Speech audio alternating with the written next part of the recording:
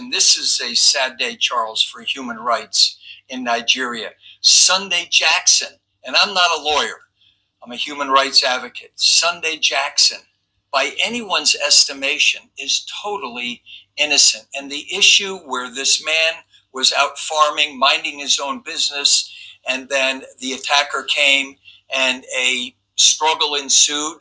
And of course, this man is going to defend himself. That's why we call it self-defense. My fellow Nigerians, I beg, make we stop all these fights where they fight amongst ourselves because of one celebrity or the other, or because of one pastor or the other. We just fight ourselves. Forget say serious problems they happen for this our country where we suppose fight for. Serious things happen. The injustice where they go on for our country, they eat up our land. I know say this kind sad story they go on for Niger. This guy where then sentence him to pine Sunday Jackson for defending himself against a Fulani herdsman. As I watch this news this evening, tears come out from my eyes. And after una don't watch waiting the gun, because I understand same just as I know say plenty of una no be even know about them. Why? Because of the gossips and the controversies where they go on around our celebrities, as they don't take our mind come out for the things where we really for fight for. Sunday Jackson, as I watch, is a Christian. Say in don dey prison for like 10 years. Why? Because in defend himself against Fulani herdsmen we come to attack him for his own farm. In fact, make una just watch the interview. I beg, if you sabi say, you be person will be say you too they cry, just better go carry toilet tissue now because you must surely cry. May we watch them together. Now, you may not have heard of him, but Sunday Jackson, a former student in his early 30s, is facing death by hanging after Nigeria's Supreme Court today upheld the judgment of a lower court in Adamawa State. Mr. Jackson was a student turned farmer who says he was violently attacked on his farm in Kodomti Forest in the Newman local government area in Adamawa State by a Fulani herdsman known as Buba Bawuro. The herdsman had strayed into Mr. Jackson's farm with his animals, and after Mr. Jackson challenged him, he apparently pulled a knife and a fight ensued. He stabbed Mr. Jackson a couple of times, but he managed to retrieve the knife and to stab his attacker in the neck, whereupon he died. Mr. Jackson was arrested and charged with murder. He's consistently argued that it was self-defense. In 2021, he was found guilty by a court in Yola and condemned to death by hanging. And today, the Supreme Court in Abuja upheld that judgment. So he's now in a race for his life, and the only option left is to appeal for clemency from the governor of Adamawa State. So what hope does he now have of a reprieve? Well, for more on this case, I'm joined now in the studio by a member of his defense team, the US-based human rights lawyer, Emmanuel Ogebe, and by Dr. William Terence Devlin, an American human rights leader who has been supporting Mr. Jackson. Gentlemen, thank you very much indeed for coming in. Let me start with you, Emmanuel. Just briefly give us the background to this case and what led to Sunday Jackson ending up on death row. Yes, so this is really a sad day, I think, for Nigerians and their rights to self-defense. Nigerians already have to provide their own security, electricity, infrastructure, and now they can't even defend themselves without being sentenced to death. And I think all of us should be very alarmed by this very unfortunate precedent. In February of 2021, we read in the news about Jackson's death sentence just as we were coming into Nigeria. So we flew to Yola, and I met with his counsel. He was so poor that it was legal aid counsel that helped him. And so I looked through a copy of the judgment, and on the spot, in that initial review, I saw that there was a 167-day lapse between the close of arguments and the judgment. Now, our constitution specifically says it has to be within 90 days. Now, the Legal Aid Council hadn't even found it. That shows you the quality of representation that he had or lack thereof. So Mr. Jackson has been failed at every possible level by the system. And couldn't you adduce that argument at the Supreme Court? Well, so here's the thing. So I was initially working with the Legal Aid Council to prepare an appeal. I traveled back to the US. When I came back, his counsel had changed. And so a group that I'm affiliated with had taken over, and I knew the chap with that. So I reached out to him and drew his attention to this fact. And he also had marshaled other facts and, threw them all in. But the sad thing is, despite everything, and the case is so clear because this man retrieved the knife of his attacker. So it wasn't his own knife. But one thing that really stands out to me is, I was talking to my dentist today about this, and a dentist said to me, what happened to the charge of manslaughter? Mm-hmm. Because at the very worst, if he had to be charged with something, it would be manslaughter. He did not know that chap before that day. He couldn't have premeditated this. And I believe that this is one of those cases that when it was brought by the police to the DPP, the Director of Public Prosecution, the DPP's advice should have killed this case. This man has no case to answer. And now he's sentenced to death. He's exhausted all legal channels and is awaiting execution. Yeah. How did you get involved in this case? Yeah, well, Barrister Emmanuel and I have been working for a number of years here in Nigeria on human rights issues. And this is a sad day, Charles, for human rights in Nigeria. Sunday Jackson, and I'm not a lawyer, I'm a human rights advocate. Sunday Jackson, by anyone's estimation, is totally innocent. And the issue where this man was out farming, minding his own business, and then the attacker came and a struggle ensued. And of course, this man is going to defend himself. That's why we call it self-defense. And yet today we were at the Nigerian Supreme Court, and it was very brief. It was only about maybe 2 minutes long.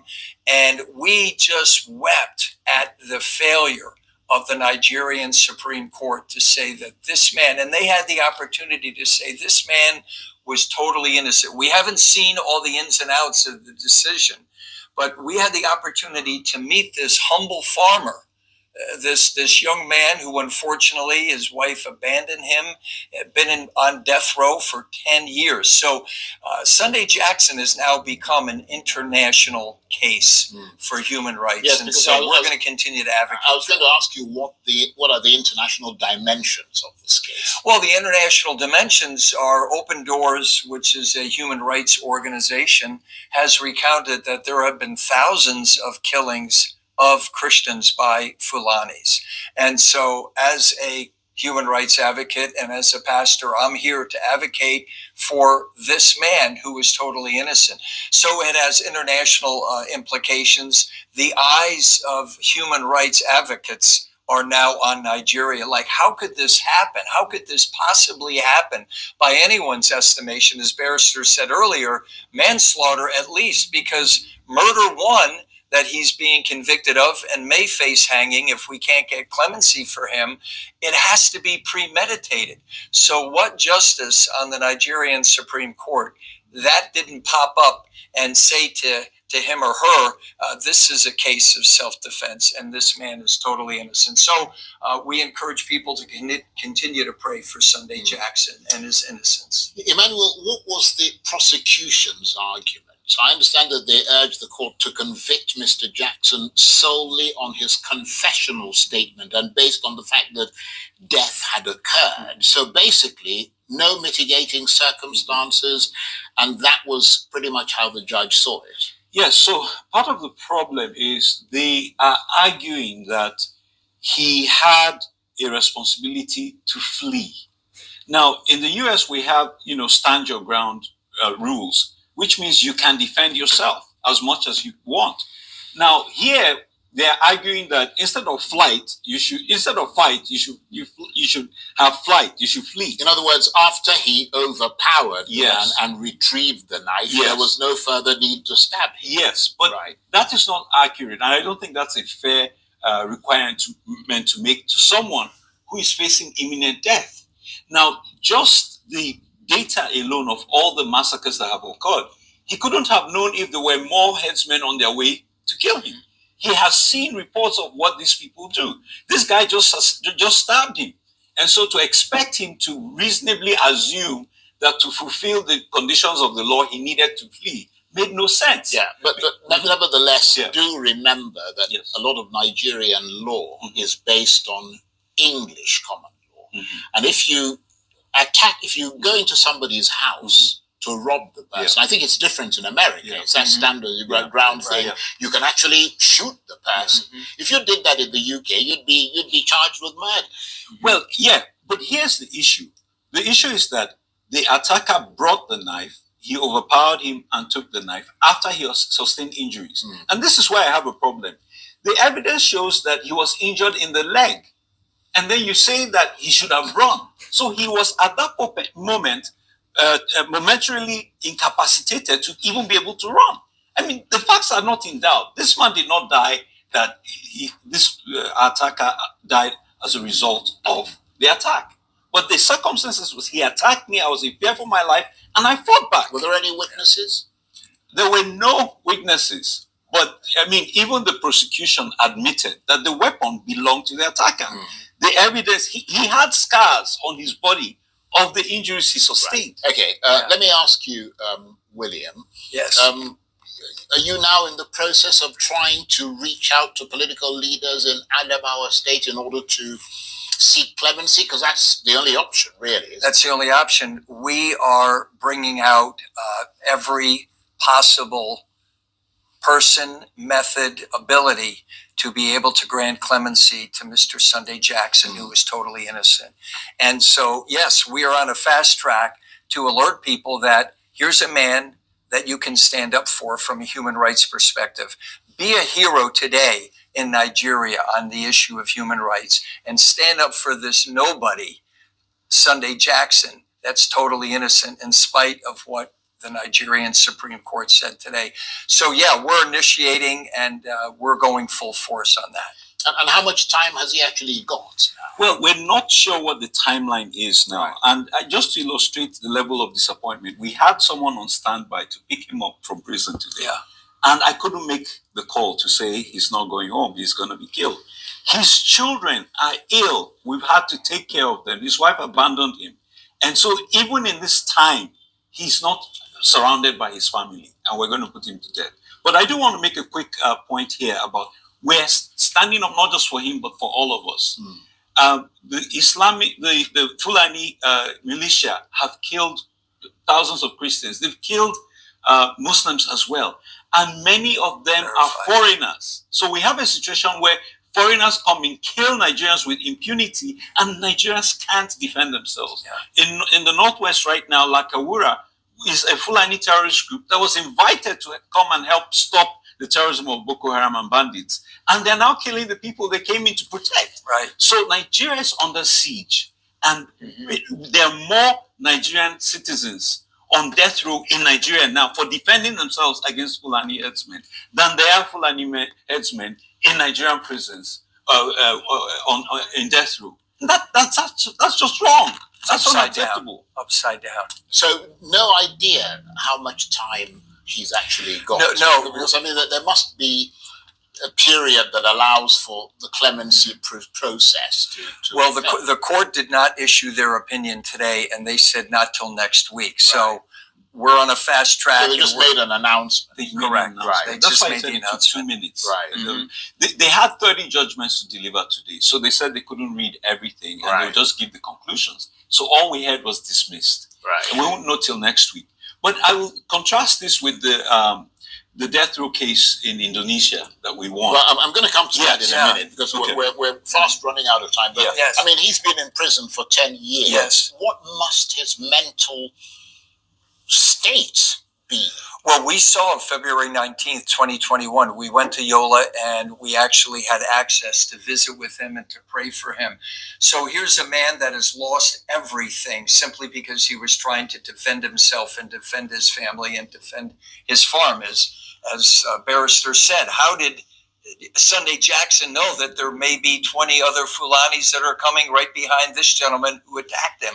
So his mental state, you can imagine being in prison for 10 years, losing your family, losing your children, losing your wife. I mean, the man is crushed and depressed, and that's why we are going to continue to advocate for the innocence of Sunday Jackson. And Emmanuel, you were talking about Indonesia. Yes. I mean, you've done a lot of cases across the world. Tell us about that case in Indonesia where you got a Nigerian off death row, yes, and how that contrasts with what happened here in Nigeria. Yes, so that was a fascinating case. It's definitely one of the most complex cases I've had to deal with. And the gentleman was convicted under the identity of Emmanuel Ihejirika, which wasn't his real name. And the passport wasn't his own passport. So he ended up, by mistaken identity, getting a death sentence for crimes that he did not commit. And we had to prove that he was not a Sierra Leonean, but a Nigerian. And we couldn't get the data from the NIS. And so that's the Nigerian Immigration Service. Yes. So we had to conduct a DNA test on his brother from Ebonyi State here in Abuja. And then we had to do a DNA test on him in prison to establish. And this is one of the most bizarre cases ever. We had teams of lawyers working in Indonesia, Australia, Pakistan, and Malaysia, and then myself in the US. And very fortunately for us, the Indonesian Supreme Court granted him a reprieve. And he came home after 20 years from a country that is, the biggest Muslim country in the world. There's a bit of racism in that country, and Nigerians have a terrible reputation. But the Supreme Court set a poor Nigerian free, and he came back maybe about a year ago to Nigeria. Yes. And the work that Sonia Koni, the counsel on this case, did was fascinating. He's won death row cases before, but this was a big shocker to us. And about the timeline, quickly, I was going to say, in Indonesia, we came into the case after he had exhausted everything. He was awaiting execution. But the Indonesian ambassador told me here in Abuja, he said, listen, 27 days to his conviction, you have a right, to his execution, you have a right to file an additional appeal. So we went around the world and we gathered our data. We had huge briefs. When he was told he was going to be executed, we submitted our appeal. And a couple of years later, the court said, we're going to overturn his death sentence. So in our case in Nigeria, we don't know the clock we're working with, but definitely time is of the essence to get him free. But on a final word, yes. He now essentially is in a race for his life. He is in a race for his life. And this Indonesian case was a great day of celebration because we brought that gentleman home and landed here in Abuja on Christmas Day of all things. So we're going to be with Sunday Jackson until the final lap of this. And we are hoping to God that our prayers will be answered, and we ask others to pray, Charles. And thank you for bringing attention to Sunday Jackson, this innocent man. Well, thank you for bringing. Wow. Justice in Nigeria. Anyways, I want to show now why I decide present this news. As I talk first of all, I didn't hear about it. I only hear about this news today. And waiting I see, as in the write-up where one guy, make I mention the guy name to give him credit, Haimar Idibie, waiting in right, whether na man, whether na woman, I don't know, whether waiting in right, as a result of this thing, nine touch me, nine do, make I make this video, make I read them. For my birthday today, I want to bring attention to the case of Sunday Jackson, sentenced to death for defending himself against a Fulani terrorist who savagely attacked him on his farm. Despite the well-documented reports of Fulani terrorists invading farmlands, communities, and homes to kill, maim, and pillage, our joke of a justice system is telling us that we can't defend ourselves against Islamic terrorists trying to kill us. We can only die or leave our lands and communities for them. It is shameful that white people and foreign Christians are coming from their countries to Nigeria to raise awareness on issues like this while our own pastors, now wetin make me talk this news be this, while our own pastors, bishops, evangelists, digital fathers are either sleeping or pretending not to see. Very shameful that Khan is not even pushing back or making strong statements. Daddy Gio is still mixing cowbell and Milo with God. Apostle Suleiman is still praying over the map of Ukraine while in his own country people are being killed in numbers worse than actual war zones. Pastor Chris is still finding how to discipline his errant music children. Ebuka Obi is still looking for anointing inside women's momo. Pastor Kumuyi is still in his just continue to they pray for Tinubu, God go do am level. Abel Damina doesn't have anything to say since it doesn't concern dragging his fellow pastors. Paul Eneche and Bishop Oyedepo shall try during elections. They have entered their anything una see, make una take am like that mode. There's a genocide against Christians in the north, and the Christian communities and their leaders are concerning themselves only with what God can't do doesn't exist. Well, God obviously can't stop the repeated murder of Christians up north and the kidnap and slaughter of Catholic priests. Your government can. Silence doesn't help anyone in these cases. Speaking up and raising awareness would help. A share on this post is as good as a birthday wish. We need to keep the pressure on. The Supreme Court needs to rescind its shocking, inhumane judgment. Sunday Jackson should be free. And I support that Sunday Jackson should be free. So what the guy, wrote is true because for this kind of story, how our pastors, how our daddy Jews no go talk. Why is this news not breaking out on social media? Why? So maybe we just allow the maiden buy us or make we run according to our law, eh? Which kind judgment be that? Eh? Even the judge will make that kind judgment. You who as in them pay you. Now question that they ask you, they pay you. You don't even get as in humanity for your heart. Say this one no follow. It was not a premeditated murder. In fact, I be don't talk was the way we just they hand out death sentence for that country, like say now water. In this world in death sentence. Now soon I give death sentence to guy with still foul. When I just they hand them out like water. Beg. President Bola Ahmed Tinubu, beg. All we are asking for right now is clemency. That judge, the coconut head. That judge, and we don't know which kind demon enter in mind to give that kind judgment. But President, I beg, please clemency for Sunday Jackson, and please free him. It's too sad.